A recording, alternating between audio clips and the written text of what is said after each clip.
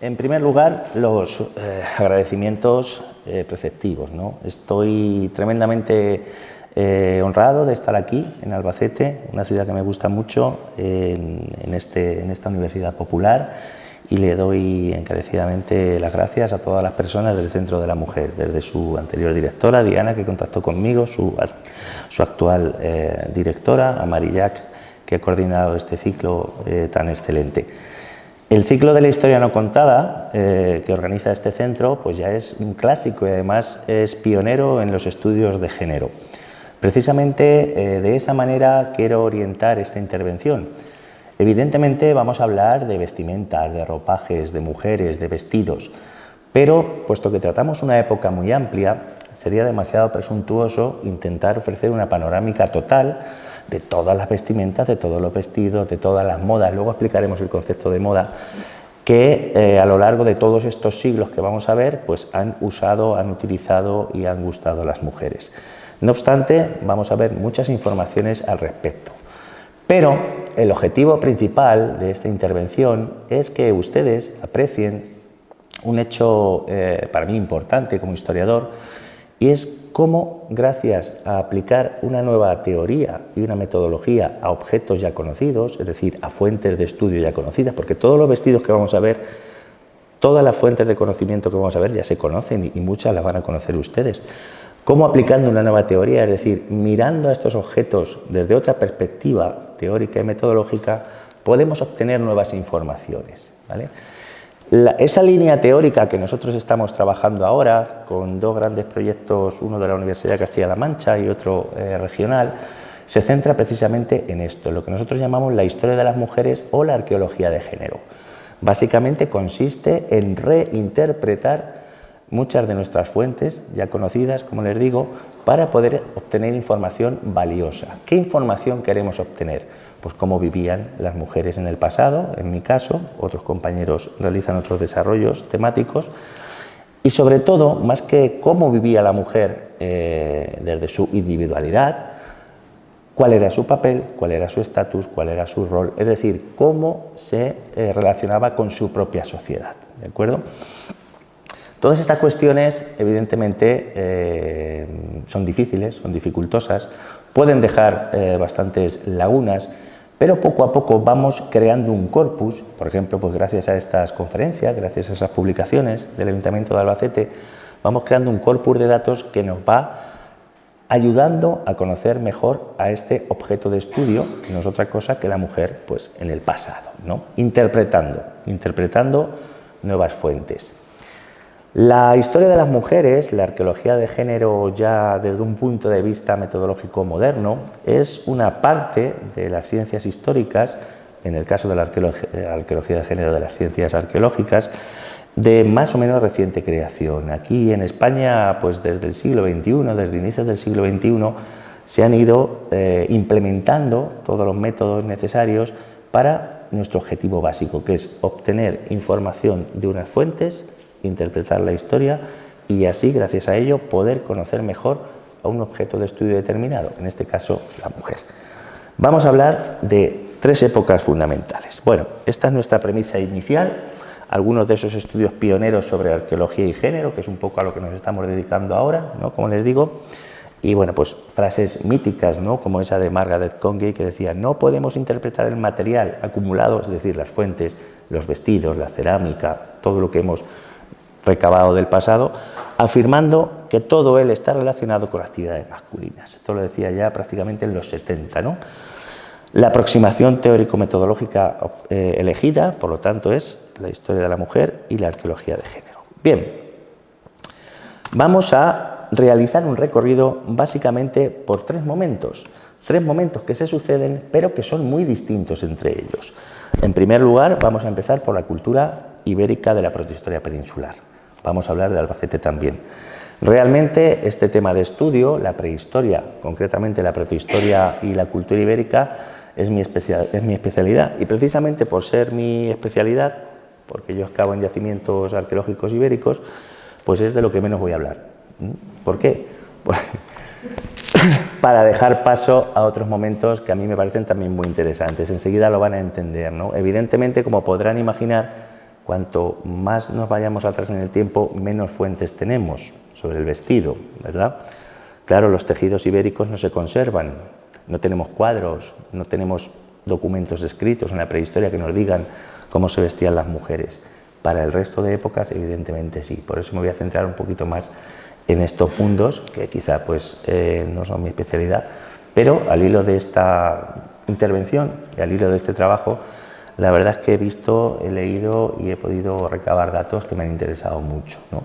Porque también pues, todo esto que viene aquí surge de un proceso de aprendizaje y de lectura que la verdad es que me ha sido muy grato, ¿no?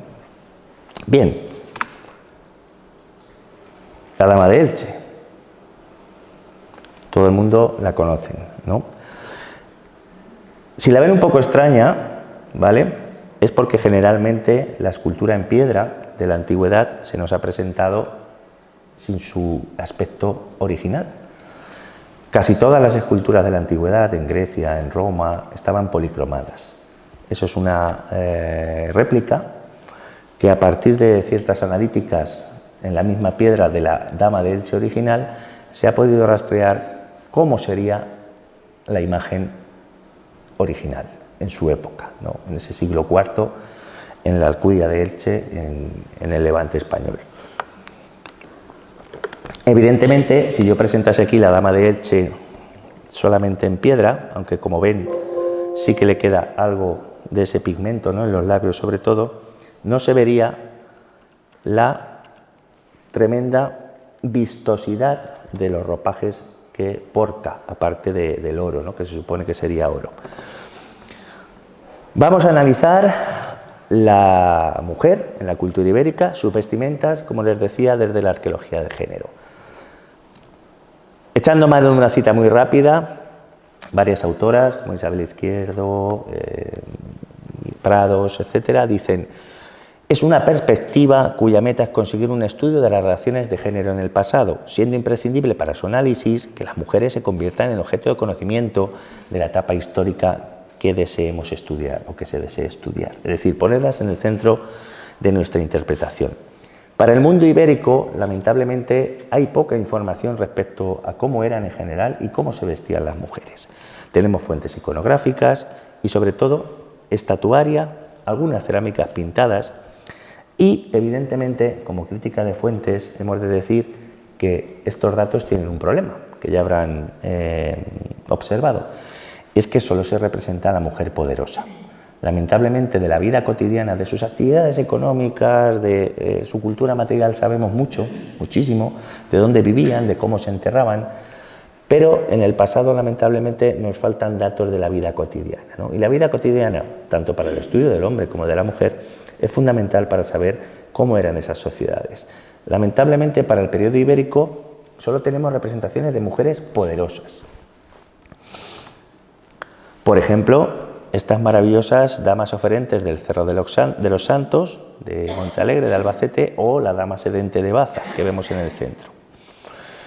Observamos cómo todas estas mujeres, pues evidentemente, llevan unas ricas vestimentas, ¿vale?, para la época, las tenemos que imaginar en su ambiente original, ¿de acuerdo? Y ahora explicaremos más sobre ello, ¿vale?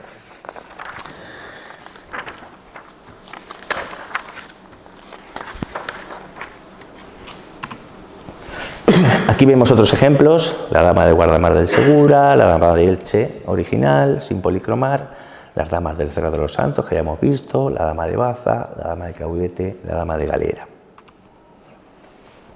Con esas fuentes, hay muchas más damas, ¿de acuerdo? Hay muchas más damas. Con esas fuentes y poco más, tenemos que elaborar un discurso de cómo eran estas mujeres, a partir de otros datos también, procedentes de los enterramientos, de los poblados, pero en general no tenemos mucho más sobre la imagen de la mujer en esta cultura, que son sus damas. Y a partir de ello, aplicando esta teoría y esta metodología, tenemos que intentar interpretar quién eran, si no como individualidad, si como qué papel tenían en su colectivo, ¿no?, qué rol ostentaban. Lo que sabemos desde inicio, y esto no es ninguna novedad, es que en esta época, y más que nunca, el tejido es un gran objeto de prestigio. Es considerado un elemento que refleja su poder. siendo estas vestimentas parte de su cultura, porque sabemos que tienen profundas influencias fenicias, griegas y quizá itálicas. ¿Qué quiere decir que es un objeto de prestigio? Pues en muchos casos, en esta sociedad bastante desigualitaria, siempre hay un estrato poderoso y un estrato pues bastante dependiente, ¿no?, del resto, por así decirlo. Todo lo que portan estas personas de la alta aristocracia, de la aristocracia ibérica, son objetos de prestigio. En muchos casos, ese tipo de abalorios que llevan, ese tipo de vestimentas, los propios colores de las vestimentas, eran elementos de importación y además bastante caros, bastante suntuosos, ¿de acuerdo?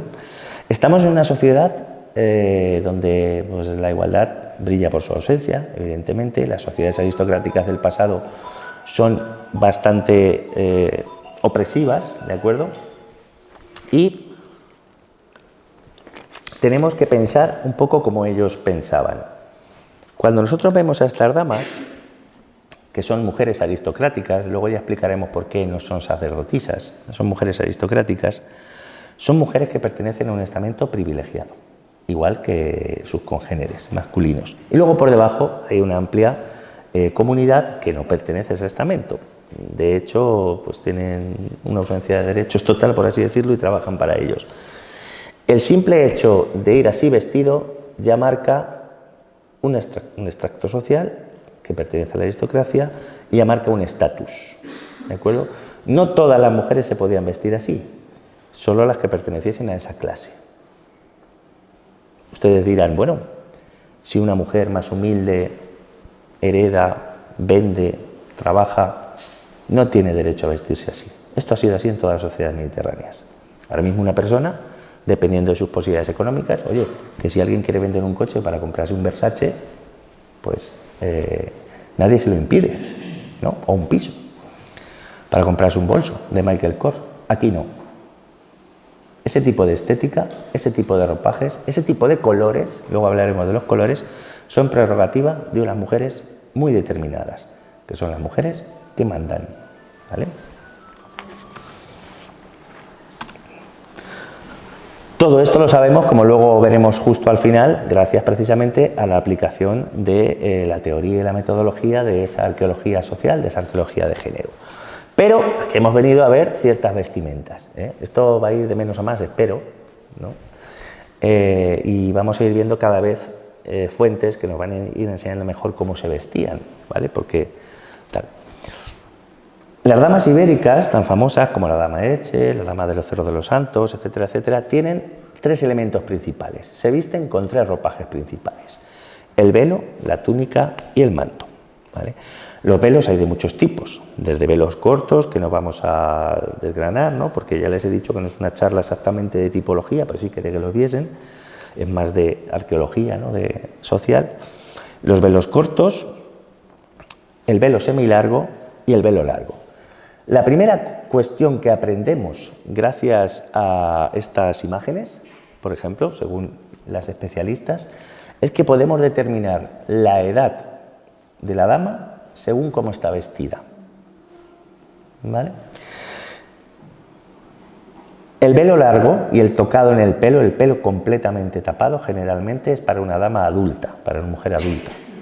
Y cuando hemos encontrado alguna representación de alguna dama joven, adolescente, no podemos decir exactamente no casada, por así decirlo, ¿no?, pero se intuye, generalmente no lleva el pelo cubierto. Esto ha sucedido, esto saben que es un dato que hoy en día en muchas sociedades antropológicamente está estudiado, que es así, ¿no? Sabemos por el tipo de estética, por el tipo de cara, por el tipo tal, pues más o menos una estimación del periodo de la vida en el que está la dama. Eso para ustedes les podrá parecer poco, pero para alguien que tiene pocas fuentes y se dedica al estudio de la protohistoria, pues encontrar una dama y poder saber la edad de la misma, más o menos, si está en la adolescencia, si es una mujer adulta, etcétera, etcétera, pues para nosotros es importante. Ya les digo que la inmensa mayoría de estas damas que alcanzan ese rango aristocrático, evidentemente suelen ser mujeres adultas, ¿vale? Tipos de velos.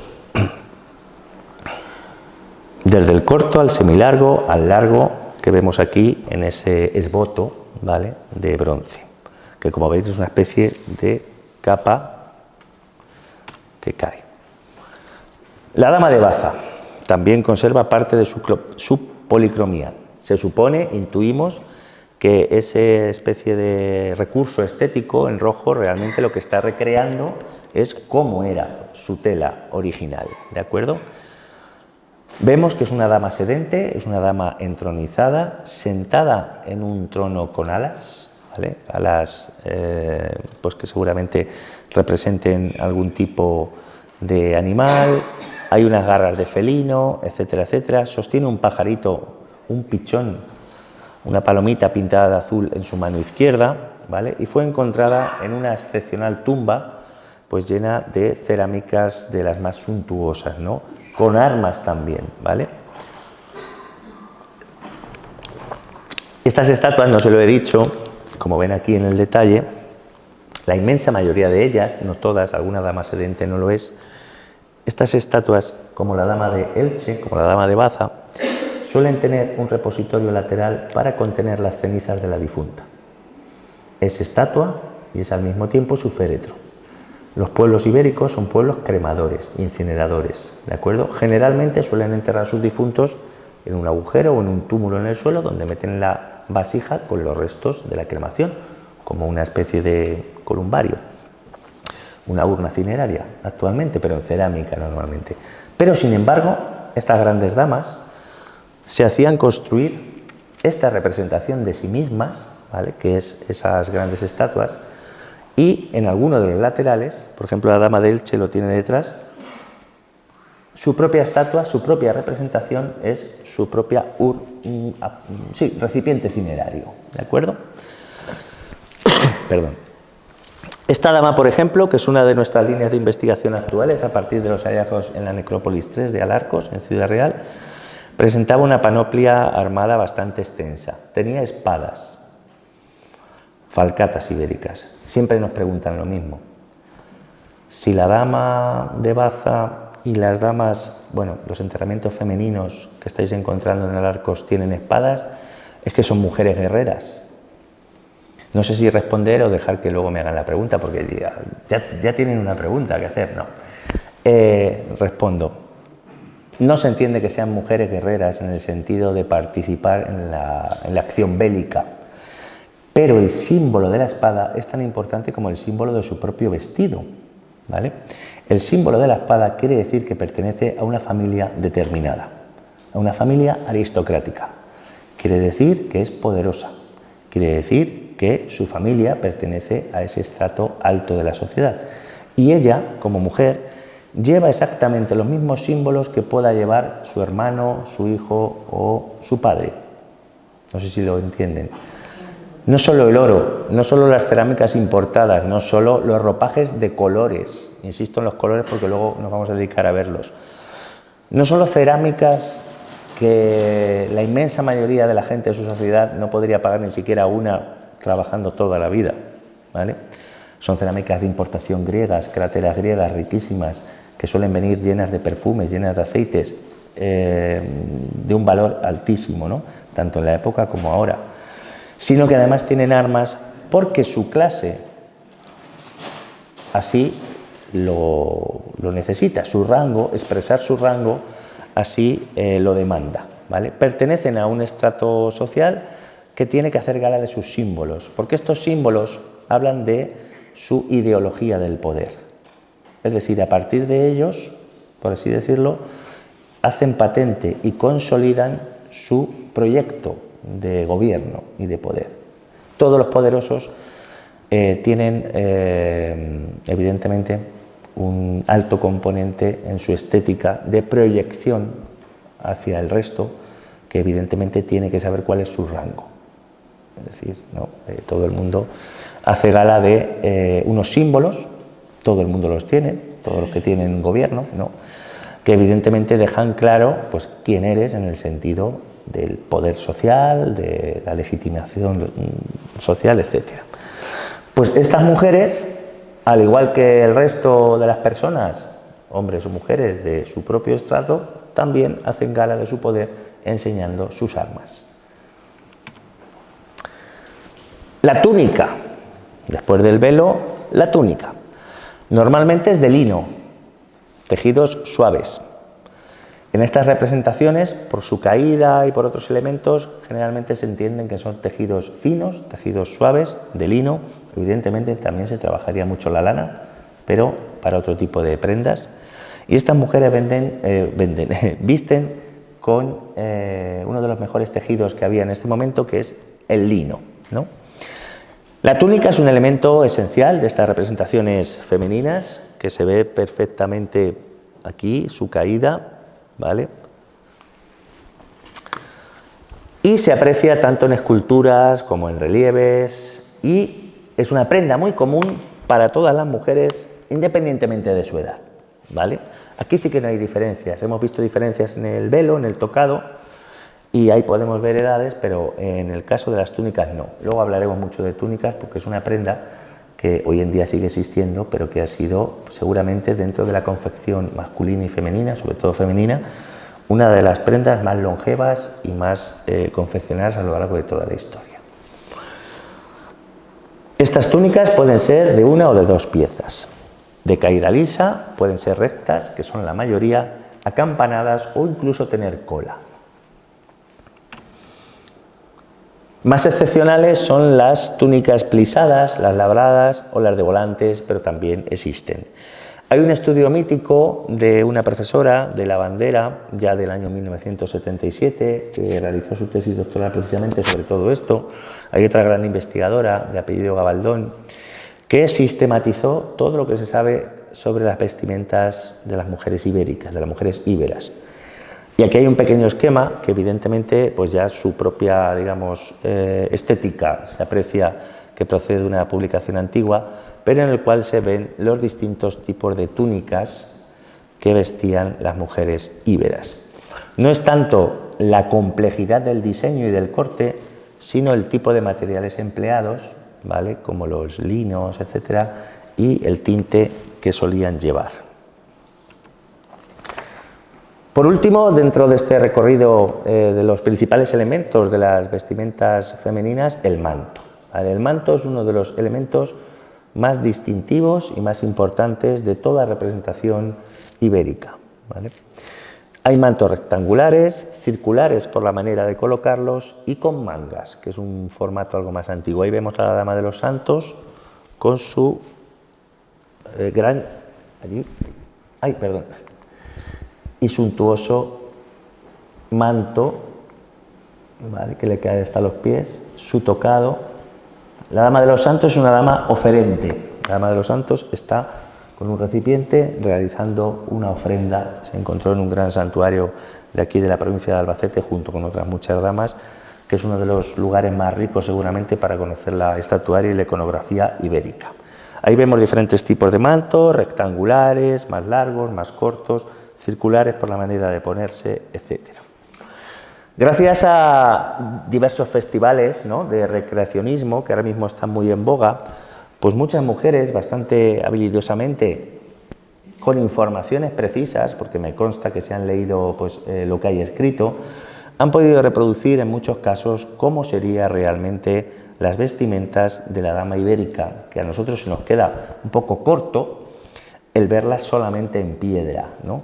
Y vemos sobre todo la profusidad de sus adornos, no solo los oros, sino también un poco dentro de esa aparente sencillez, ¿vale?, como vemos aquí en esta túnica blanca de manga, ¿no?, un poco cómo confeccionaban sus ropajes, ¿no? Y luego aparte pues esos mantos por encima, esos tocados, etcétera, etcétera. A mí esta foto me gusta particularmente porque, bueno, aparte de que son unas jornadas muy chulas que se hacen en una localidad de Ciudad Real que se llama Alhambra, cerca de Ruidera, en la que el pueblo verdaderamente se vuelca, ¿no?, en mostrar todo esto. También hay gladiadores y luchadores ibéricos y todo eso. Son confeccionadas por ellas mismas, pero evidentemente asesoradas, ¿no?, y lo hacen conforme pues un criterio historiográfico, realmente, ¿no? Por eso son tan importantes para mí. Quería mostrarle esta foto para que vean los colores, esos mantos púrpuras o rojos y esos azules. Colores rojo y azul, menos amarillo y verde, son los colores principales de las dignidades en la antigüedad, tanto en el periodo ibérico como en el periodo romano. Luego ya en el mundo medieval se diversifica todo mucho, como veremos. El tinte en la antigüedad ya es un signo de distinción en sí. Lo vamos a ver sobre todo en el mundo romano. Esos colores púrpuras, esos colores azules, el famoso azul egipcio, que se llama, de por sí ya es un elemento carísimo. El color púrpura, por ejemplo, se obtiene de un molusco que se llama murex, son 2 o 3 variedades. Ustedes conocen lo que es el murex, seguro. ¿Han visto alguna vez la típica cañailla gaditana? Es un molusquito, tú sí lo conoces bien. Es un molusquito así que tiene una conchita muy bonita, con muchos piquitos, etcétera, etcétera. Pues de una de sus vesículas, de su interior, se obtiene un pigmentito rojo que, convenientemente tratado, diluido o no, puede dar una gama de colores desde el rosa palo hasta el púrpura nazareno más oscuro, ¿no? Pasando por todos los rojos, etcétera, etcétera. La conchita, el molusquito, es tan pequeño que, bueno, no he apuntado la estimación porque es verdad que me parecía totalmente, pues, un poquito exagerada, pero bueno, para obtener 1 gramo creo que ponía que había que machacar unos 5.000. ¿Vale? Se han encontrado verdaderos concheros en la zona donde todo esto se inició, ya en el siglo XIV se llamaba la púrpura de Tiro o la púrpura fenicia, verdaderos concheros pues, que hubiesen llenado pues, prácticamente una estancia que a lo largo de los siglos iban en un centro productor fabricando estos tintes. Por eso era tan caro, ¿no? Porque no era como ahora, no son tintes químicos. El azul egipcio se obtiene de una prodigiosa mezcla que no se descubrió hasta no hace tanto, de machacar varios minerales, entre ellos lapislázuli y algún otro, para obtener ese color tan intenso, ¿no? Igual que, por ejemplo, el verde pues, se obtiene de un mineral tipo cobre, el blanco y el negro es más sencillo, evidentemente, pero también existen, ¿vale? El amarillo se obtiene de la piedra de ocre amarilla normal, diluida con agua, con algún otro producto, esas piedrecitas que pueden ser ocres rojos, etcétera, etcétera. Hay también otro tipo de extracción de rojo a partir de cochinillas. Cochinilla es un insectito que machacado también suelta una especie de tal, pero claro, cochinilla no es más grande que una mariquita, un poquito más. ¿Cuántas hay que machacar para sacar un bote de tinte, ¿no? Por eso todos estos tejidos son tan caros. Pero, como vamos a ver en el mundo romano, no solo el valor, es el estatus. Estos colores solamente los pueden portar ciertas personas, para el resto están prohibidos.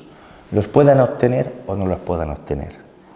Si una señora va por el campo y se encuentra un tarro con un tinte, se ha despeñado un mercader y ha dejado por allí algunas cerámicas, no puede tintar su ropa ni se puede presentar así en su poblado, porque no es su color. Ella no tiene ese derecho, igual que no tiene el derecho a enterrarse con armas, igual que no tiene el derecho seguramente pues, a muchas otras cosas. Son colores prerrogativa y exclusivos para las personas de un extracto social. ¿Vale? El mundo romano también lo tuvo, como luego veremos. Aquí vemos en una exposición temporal que hubo en el Museo de Cuenca también otro tipo de creación con otro tipo de estética, de brocados de la Dama de Elche que realizó Cristina Feiner. Aquí queda mucho más claro lo que es la túnica blanca que lleva por debajo, el manto que lleva por arriba, en este caso lleva un tocado que no se ve muy bien con las roderas, ¿no? Que se supone que serían de oro macizo, pero más o menos nos hacemos una idea, ¿no? Por eso les decía que no vamos a ver fuentes que no conozcan. Todo el mundo conoce a la Dama de Elche, a la Dama del Cerro de los Santos, a la Dama del Guardamar, a la Dama de Baza, pero sí que aplicando esta teoría, esta metodología, que yo no me paro en hacer, por no hacerlo más extenso, vemos todo esto. Hasta no hace mucho, hasta la entrada de estas nuevas corrientes metodológicas, las damas ibéricas eran siempre interpretadas como sacerdotisas, es decir, mujeres que seguramente eran religiosas, que tenían algo que ver con la religión de su pueblo, ¿vale? Todos los pueblos han tenido desde hace bastante tiempo ya pues, religiones, creencias, cultos, y la mujer ha participado de ellos, ¿no? Siempre ha habido mujeres que han estado dentro del estamento religioso. Pero no obstante, revisando estas fuentes y con los nuevos preceptos teóricos que le digo de la arqueología de género, las principales investigadoras que se dedican a este campo se han dado cuenta de que realmente no son sacerdotisas. Son mujeres aristocráticas, son mujeres poderosas.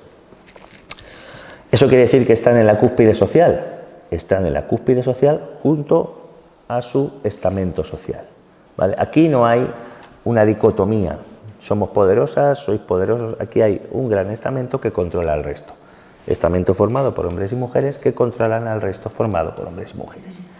Y las mujeres tenían evidentemente cabida en él por nacimiento, porque aquí el estamento te lo da el nacimiento, no el dinero. Hoy en día progresamos socialmente, por así decirlo, gracias al dinero.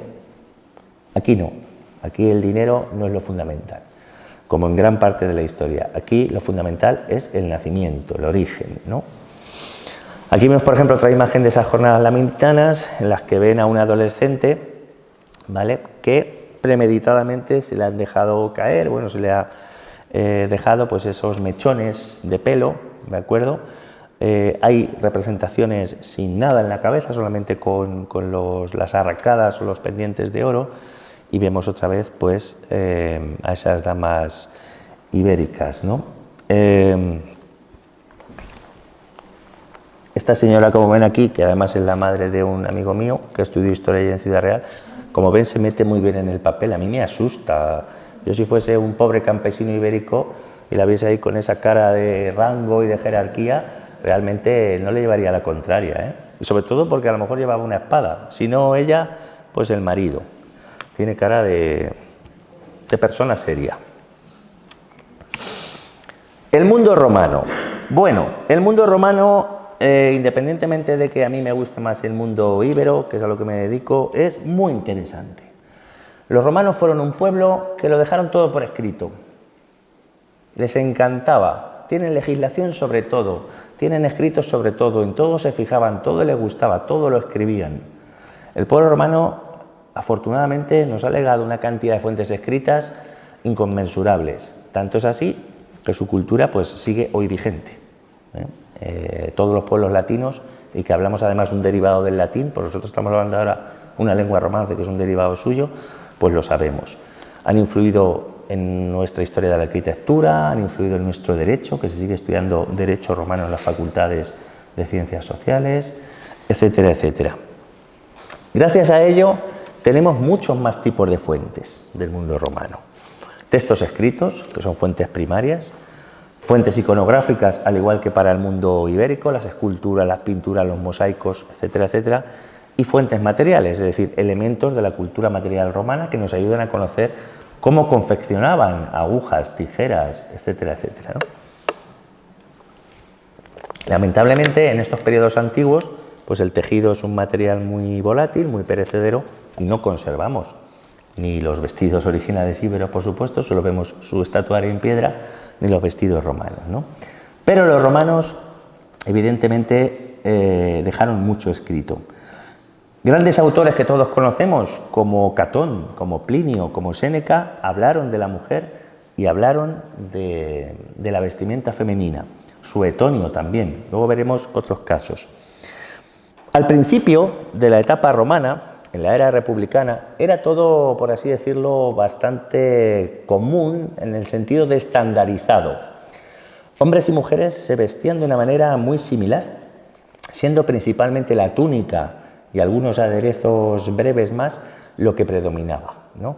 Es la típica imagen del romano togado, ¿no? El propio Suetonio diría, citando al mismo emperador Augusto, «He ahí los romanos, señores del mundo, gente togada». Es decir, la gente togada es como una propia característica del patricio romano. De tal manera que togas romanas, que todos conocemos por la inmensa cantidad de estatuas romanas conservadas, tanto para los hombres como para las mujeres, no se diferenciaban mucho, ¿vale?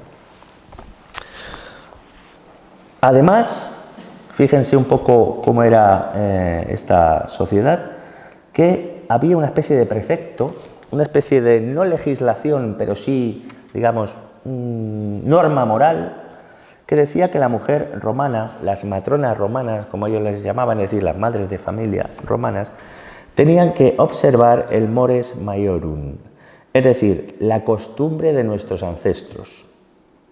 Esto ya, con este tipo de frases, ya les irá sonando a que les están diciendo: tenéis que ir recatadas. ¿Vale? Y hay multitud de citas, sobre todo de los primeros momentos de la época republicana, en las cuales se recomienda encarecidamente a las mujeres que guarden una estética, por así decirlo, bueno, homogénea, recatada, sencilla, sin mucha ostentación, sin mucha suntuosidad. Evidentemente, ya les adelanto que en muy poco tiempo las romanas hicieron lo que les dieron la gana. Todos sabemos que luego se volvió una sociedad profundamente suntuosa, ¿vale? Y muy, si me permiten el calificativo, muy gastosa en todo lo que eran placeres y en todo lo que era vestimenta, en todo lo que era disfrutar, ¿no? Pero de inicio se les recomendaba pues esa pulcritud, ¿no?, en el vestido. Se establece de manera clara en este periodo dos tipos, por así decirlo, de ropa. El indutus, o indumenta, ¿vale?, que son las prendas interiores, y el amictus, las prendas exteriores. Si han caído ustedes en la cuenta, evidentemente, del mundo ibérico no hemos visto la ropa interior de las mujeres, no la conocemos, no sabemos ni siquiera si existía, ¿vale? Son representaciones en piedra y vemos la superficie.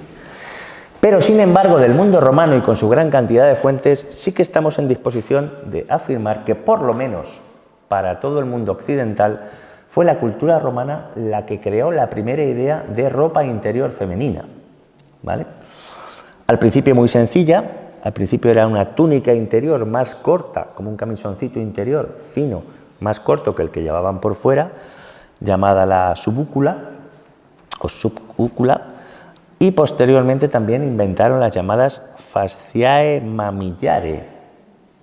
Las fasciae mamillare es eso que ven ahí, que es una especie de fino tejido para envolver el cuerpo y realzar el busto. Al mismo tiempo que lo cubre, lo realza, ¿vale?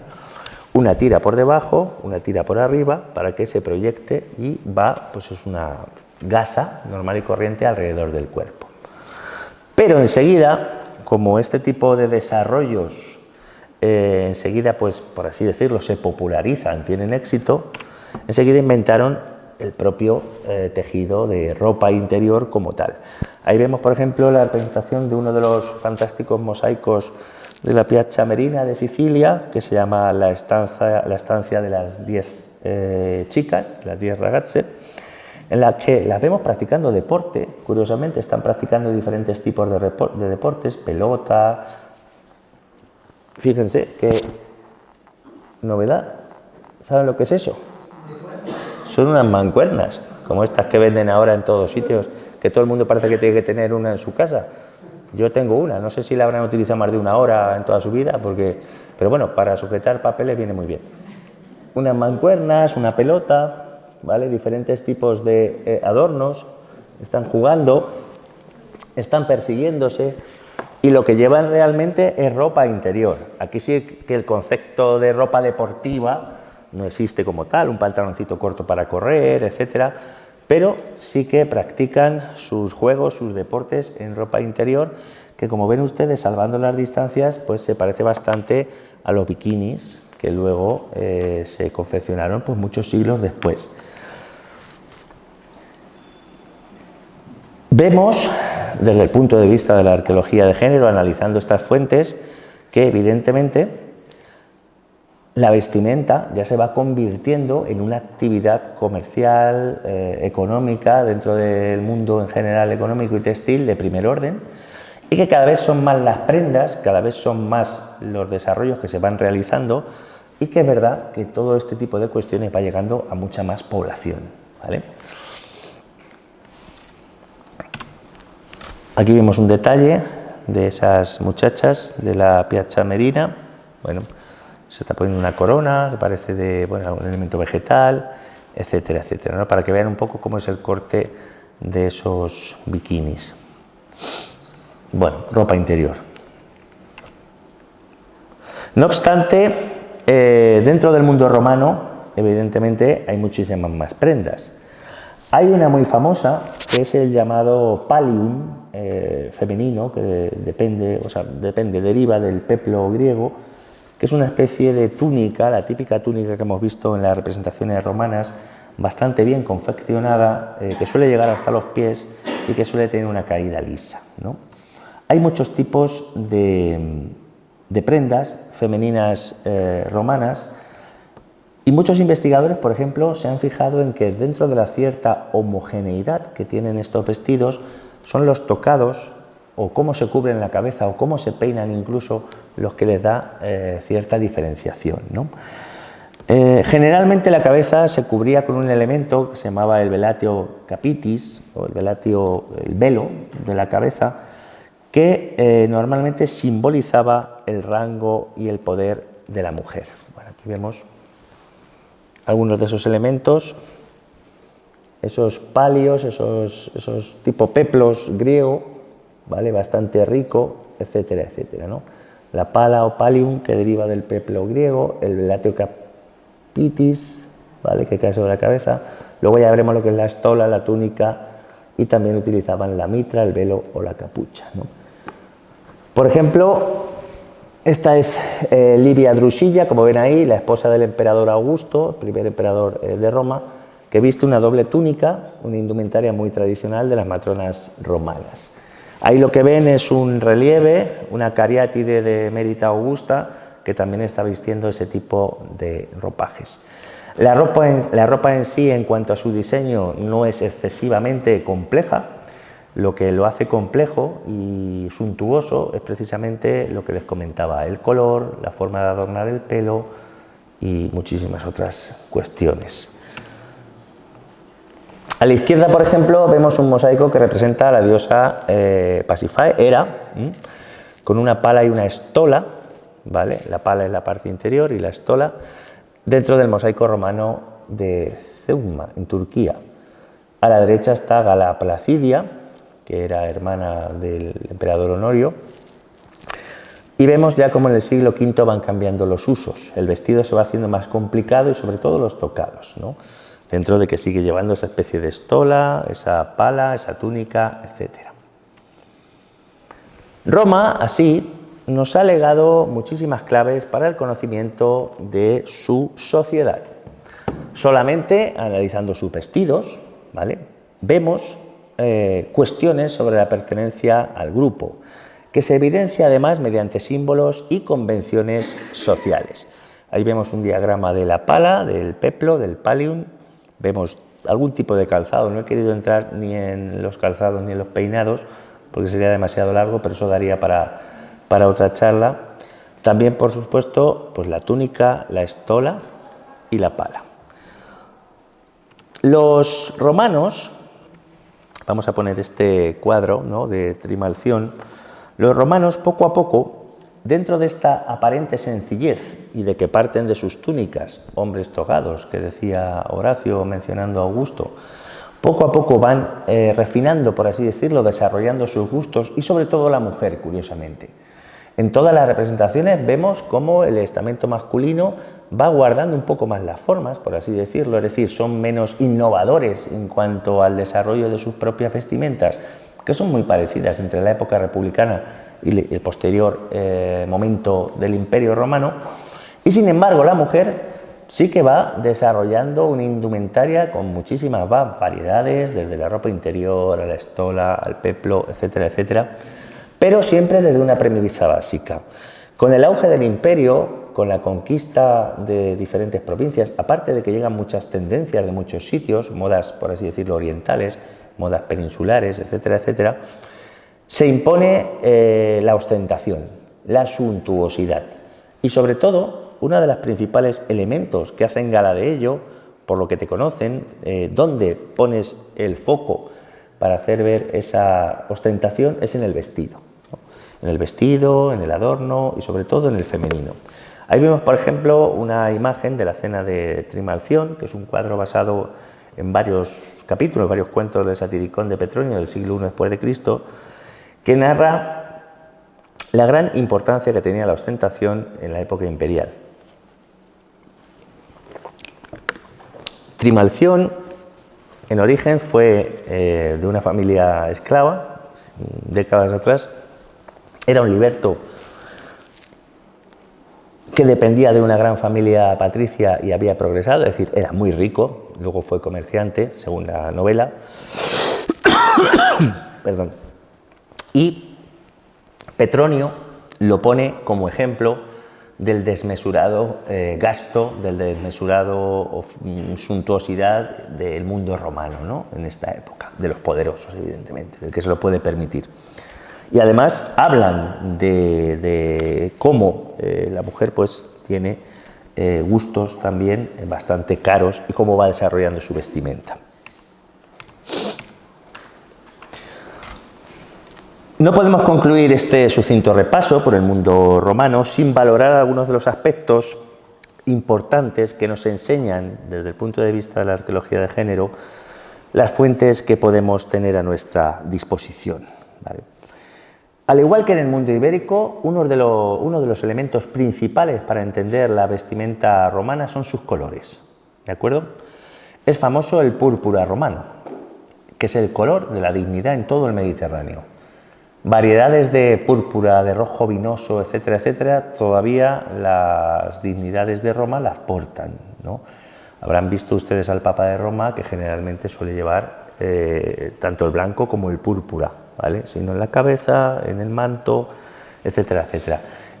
Los mantos de los emperadores eran de un púrpura especial, que solo ellos podían portar. Y ciertas personas, dependiendo de su estatus, pues podían comprar y podían confeccionar sus tejidos con unos colores determinados y otros no, ¿vale? Sobre todo era ese color púrpura rojizo tendente al morado el que era prerrogativa de los poderosos para marcar su estatus, tanto de las mujeres como de los hombres. Los colores, por ejemplo, no solo se limitaban a sus púrpuras. El blanco, la toga blanca, era el símbolo de pureza y se usaba para pues, todo tipo de rituales que tienen que ver con la religiosidad, con la pureza, etcétera, etcétera. El negro, al igual que en nuestra sociedad, es el color del luto. Son colores relativamente fáciles de obtener, pero muy utilizados, evidentemente, en Roma. Y luego hay otros códigos de colores, ¿vale? Como por ejemplo los que se impregnaban en el cabello. Ya les he dicho que al hilo de toda esta investigación he leído mucho sobre colores, sobre adornos, sobre pendientes, collares, etcétera, etcétera. Y es un mundo muy interesante, no solo el vestido en sí, sino todo lo demás que llevas, ¿no? en tu cuerpo, zapatos, también en la Edad Media sobre todo. Por ejemplo, en Roma, todas ustedes saben que los colores llamativos para el pelo eran reservados o tenían que llevarlos las prostitutas, ¿vale? Así se les podía diferenciar, generalmente eran anaranjados o rojizos.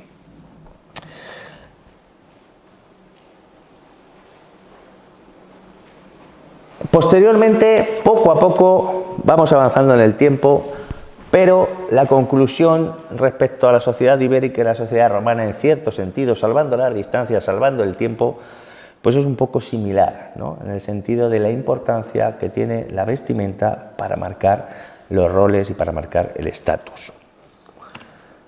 La Edad Media ya es un territorio tremendamente complejo porque hay múltiples realidades políticas que se imbrincan, que se cruzan, que se solapan, ¿no? En todos los territorios europeos y más en la península ibérica. Por Edad Media podemos entender, dependiendo de dónde pongamos el foco, para nuestro caso en la península ibérica generalmente desde el 711, desde la llegada del mundo islámico a la península ibérica, o podemos incluir el mundo tardoantiguo anterior, es decir, pues la llegada de los visigodos, el reino visigodo de Toledo, pero sea como sea, es un tiempo de profundo cambio, ¿vale? El problema de la Edad Media, que aunque también hay muchas fuentes, como en el mundo romano, claro, ya proceden de realidades culturales muy diferentes. No es lo mismo el vestido ni las fuentes del mundo islámico peninsular, ni del anterior visigodo de corte germánico, ni de los reinos cristianos medievales, etcétera, etcétera, ¿vale? Simplemente 4 mapas con todos los avatares políticos de esta época. Una cuestión muy curiosa que yo no sabía es que el origen último de lo que luego fueron los primeros pantalones, sobre todo los primeros leotardos y calzas, está en una prenda germánica, aquí la trajeron los visigodos, los suevos también, que se llamaba braca, ¿vale? Que es eso que están viendo ahí en cuero o en algún tipo de elemento similar, que era muy típica de estos pueblos centroeuropeos y que poco a poco fueron introduciendo hacia su sur, ¿no? Hacia el Mediterráneo. Ese tipo de prenda, habrá algún precedente seguro, porque seguro que alguien lo busca y lo encuentra. Yo no sabía que generalmente no existe en el mundo mediterráneo. Y es verdad que, haciendo memoria de lo que uno ve en películas y de lo que lee, no ves gente con pantalones. Yo no veo romanos con pantalones, ni egipcios, ni fenicios, ni griegos. En la película de Alejandro Magno, ahí nadie lleva pantalones. Perdón, ¿no? Van todos con su túnica, con su... Y en cambio es verdad que en las películas en las que salen las tribus germánicas, llamadas bárbaras como sinónimo de extranjeros, que todo el mundo piensa que los romanos le llamaban bárbaros porque eran muy bestias, realmente bárbaro es decirles extranjeros, nada más. Sí que portan esa innovación dentro del tejido, que posteriormente es el origen de las calzas medievales, que si lo piensan bien sí que hemos visto muchas representaciones del mundo medieval.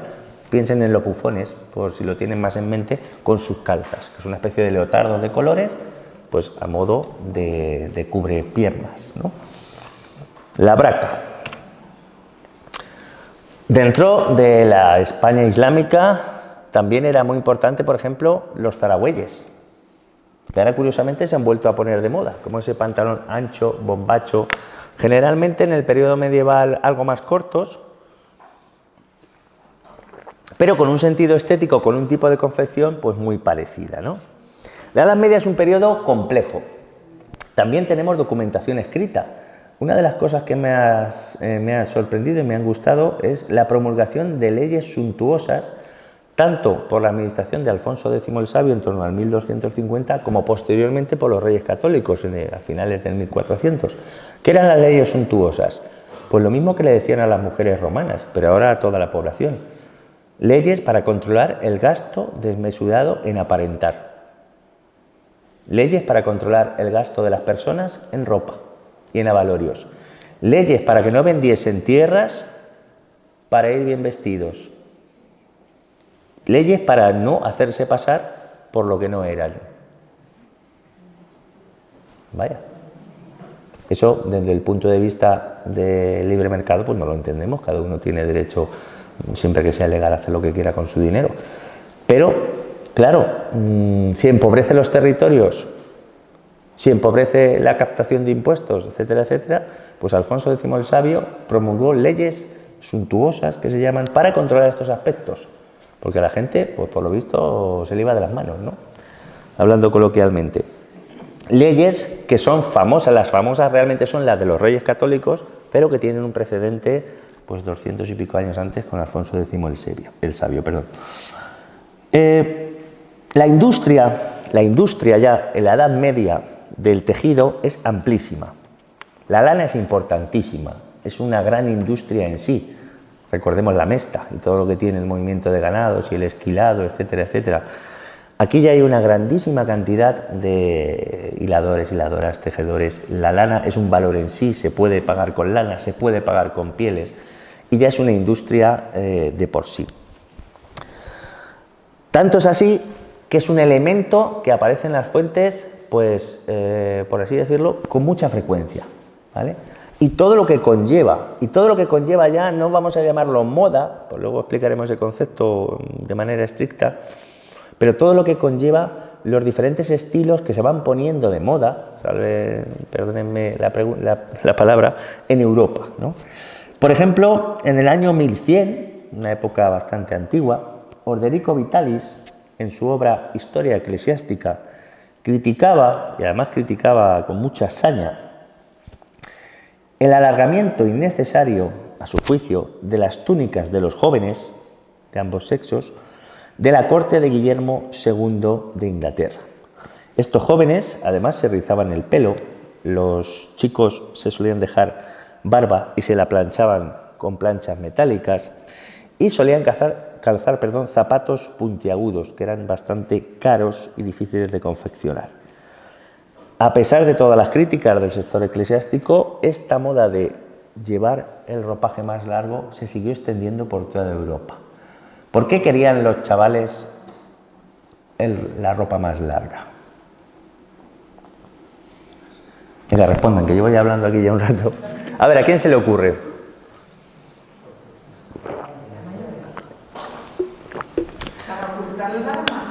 No, esta gente son cortesanos, estudiantes, hijos de notables.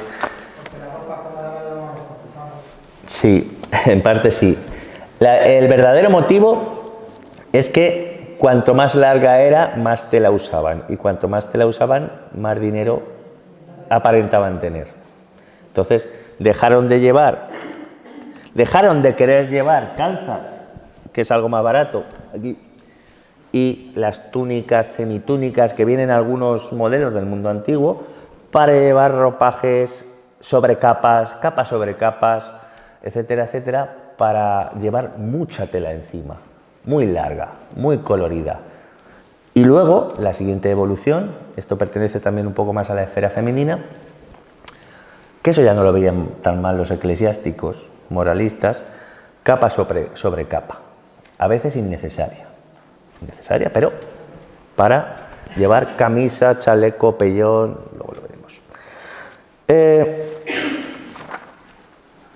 También dentro de nuestra herencia islámica está, por ejemplo, la aljuba, que es esa gran túnica que suele venir asida con un cinturón, quizá de tela o de cuero en el centro, ancho, y que deja el cuerpo pues arriba como una especie de sobrecuerpo de manga larga y como si fuese una caída de falda, pero realmente es una pieza que tiene como doble, ¿no? Muy cómoda y muy apta para ciertos climas calurosos.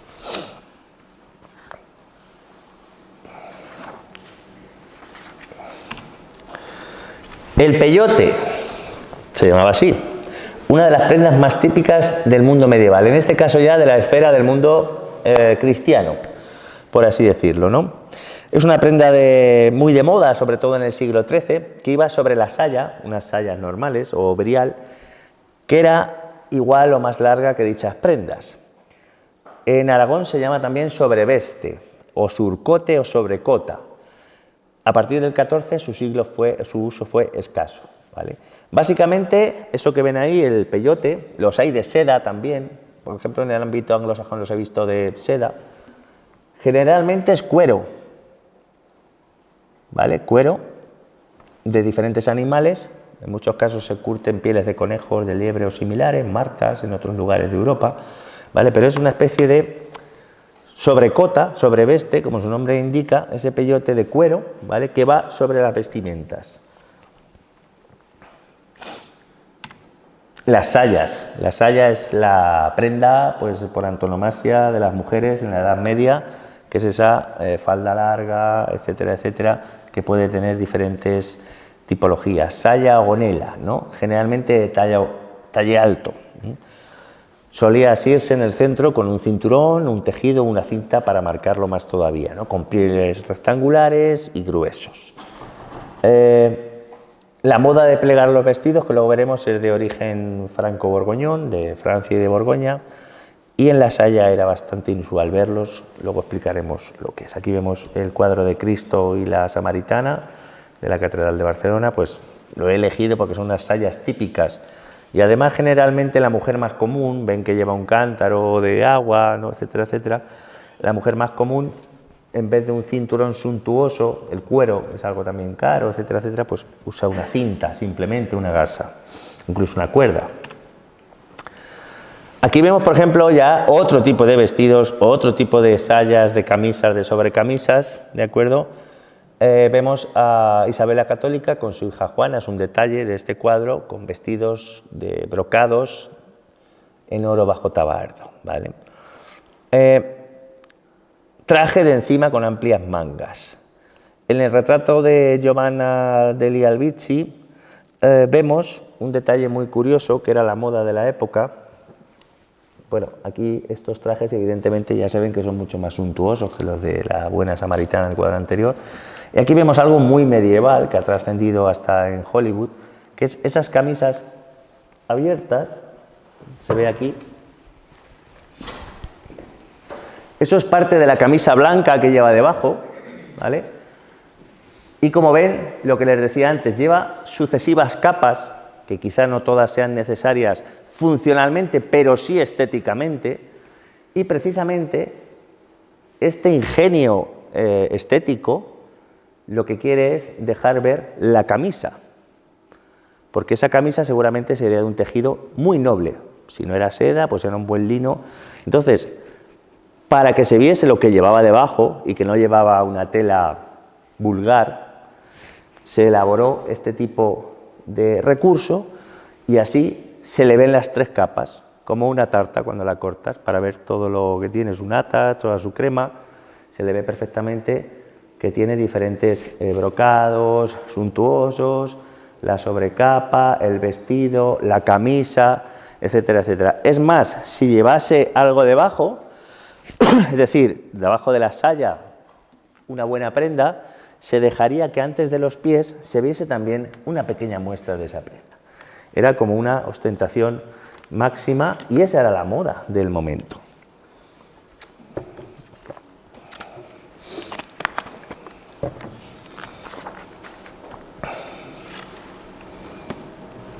Observamos así cómo la indumentaria medieval va creciendo de complejidad, evidentemente desde estos primeros momentos pues, visigodos tardoantiguos, pasando por estos momentos hasta ya pues, las cortes europeas de los siglos XIII, XIV, XV, sobre todo del XIV, ¿no? Y del XV, vemos cómo van creciendo en complejidad. Me he encontrado algunos cuadros que para mí me han resultado especialmente interesantes. Esos cuadros reflejan a una mujer que yo sinceramente no conocía, que me ha parecido completamente alucinante, que es Christine de Pisan o Cristina de Pizano, nacida en Venecia en 1364, escritora y filósofa medieval que fue autora de más de 30 obras. Obras como por ejemplo La ciudad de las damas, que son de las más destacadas, que se dedicó a presentar en las diferentes cortes de Europa. Fue a Borgoña, fue a Alemania, estuvo en Francia, evidentemente, en la República de Venecia, de la cual era oriunda. En el primer cuadro la vemos con ese vestido sencillo, pero no exento de riqueza, sobre todo quería que viesen el tocado medieval tan típico, dándole lección de filosofía a su hijo, ¿vale?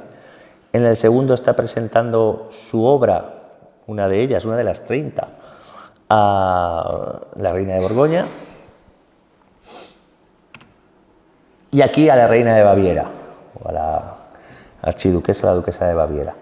Vemos cómo está igual, como es la misma persona. Claro, el cuadro no se pintó en el mismo momento, pero a ella la representan igual para que sepamos que es Christine de Pisan, ¿vale? Con el mismo traje, con otro libro, presentándole su obra a una mujer notable, a una reina, a una duquesa, de Baviera en este caso, y vemos un poco cómo hay similitudes con la corte de Borgoña, pero no es exactamente igual. Lo que sí que quiero que se fijen es que sigue apareciendo el rojo, el azul y en este caso el verde. Son los tres colores, sobre todo púrpura, rojo rojizo, rojo vinoso, como lo queremos llamar en sus distintas tonalidades, y los azules, ese se sigue llamando azul egipcio, cian, que más aparecen representados, ¿no? No solo el vestido, sino también en toda la tela que se pone en las paredes, en la cama, etcétera, etcétera. Pero bueno, para que vean un poco diferentes imágenes de las cortes, en este caso la corte de Borgoña, en este caso la corte de Baviera, en Alemania.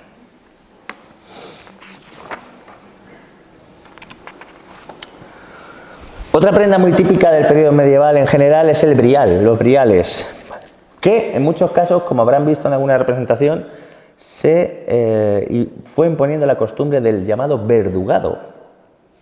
También me ha parecido bastante curioso. Esta moda se puso en práctica a partir de 1468 y se sabe, ¿por qué se sabe que fue en 1468? Pues se sabe porque fue la reina Isabel de Portugal la que instó a sus modistas, a sus confeccionadores de trajes, a que lo incorporasen. El verdugado es esa especie de estructura que ven aquí, ¿vale?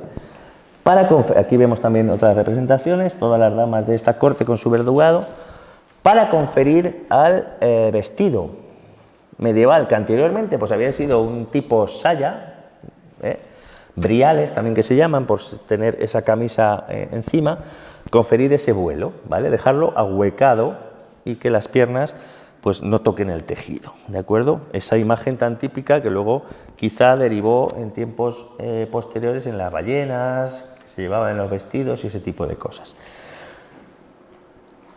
Las malas lenguas dicen que es que estaba embarazada y que no quería que nadie lo supiese y por eso instó a su gente a que lo... Pero bueno, no fue una moda que duró mucho. Gonetes también, que es otro tipo de vestido asido, como una camisa con una falda, no nos vamos a parar mucho más, etcétera, etcétera.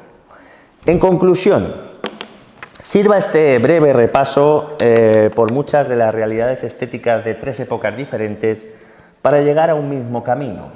Y el camino es que toda sociedad ha manifestado su poder, su estatus y múltiples códigos sociales a partir de sus vestimentas.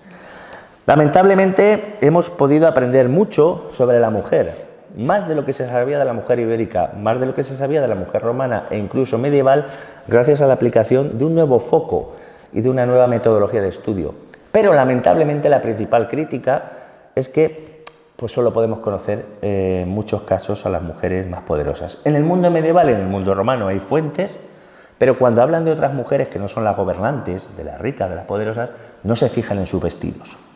No obstante, ya les digo que en todo el mundo conocido, desde la antigüedad hasta el fin del periodo medieval, la vestimenta de la gente común era muy sencilla, muy simple. Y sobre todo, a mí me gusta decir una frase, y es que ellos no tenían el privilegio de vivir a colores. La ropa de la gente normal es lanas, marrones, grisáceas, tejidos tipo arpillera, etcétera, etcétera, ¿no? Colores indefinidos. No sé si han visto ustedes la lana cuando no se tinta, cómo va pasando de esos parduzcos que parece que está enterrada en tierra, a los grisáceos, etcétera, etcétera, ¿no? Los que tenían la posibilidad de vestir con ropa de abrigo, por ejemplo, pues era ese tipo de cosas, capas sencillas, con agujero en la cabeza, hechas de materiales no nobles, bastante rudos, bastante gruesos, a diferencia de las sedas, de los linos, de los tejidos, evidentemente del resto de las personas pues, poderosas, ¿no?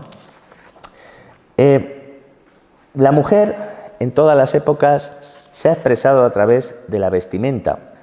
Ha cambiado mucho su manera de vestir, pero la idea ha sido siempre la misma, ¿no?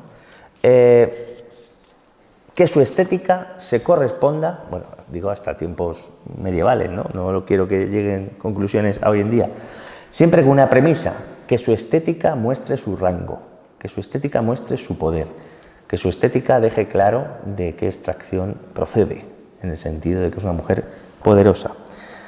Y evidentemente en ninguna época, cada sociedad dentro de sus posibilidades y de la cultura material que manejaban, en este sentido no se escatimaba nunca, por mucho que se hablase de leyes suntuosas, los romanos buscando esa pulcritud en el vestir femenino, porque prueba de ello es que la moda hoy en día es una grandísima industria que nos sigue acompañando y que yo creo que cada vez gana más relevancia. Conceptos de rango, de estatus, de poder, los vemos perfectamente simplemente analizando la vestimenta femenina, ¿no? Teniendo en cuenta además una premisa fundamental, y es que, como dice García Mansilla, en todo caso, cualquier sociedad compleja y jerarquizada le ha otorgado siempre a la apariencia personal un carácter comunicativo muy destacado. La primera impresión que se recibe de una persona viene así marcada por su forma de vestir, por su peinado, por su olor, antes incluso de que se pueda entablar una comunicación verbal con esa persona. Bueno, ha sido un recorrido rápido, pero para mí muy placentero. Les agradezco mucho su atención y si tienen alguna pregunta, muchas gracias.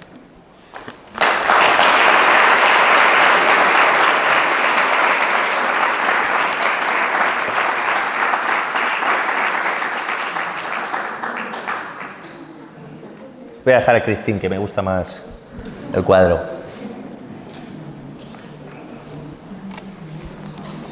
O ha quedado todo muy claro, o no les ha interesado mucho, o es la hora de las cañas, que también puede ser que influya, ¿no? Más o menos tal. Dígame. Dos preguntas. Sí. Una, ¿cómo se sabe que los colores estaban prohibidos por debajo del testamento? Sí, en el caso de los romanos, está escrito, está en la Biblia, sí. En el caso de los íberos, sabemos que todos los símbolos de estatus, todos, son privativos de una clase determinada. ¿Vale? Igual que en la Edad Media, curiosamente, en gran parte de la Edad Media. ¿Qué quiere decir esto? Lo que les digo. Yo soy un caballero aristócrata íbero y tengo mis símbolos, que son mis espadas, mi panoplia armada, mi vestido, etcétera, etcétera. Por suerte o por desgracia, caigo en un barranco, llega un señor y dice, qué bien me viene a mí esto. Va al poblado y aunque no lo conozca nadie, no se convierte en un caballero inmediatamente. No puede tener ese arma, no puede tener ese vestido, no puede tener esos colores.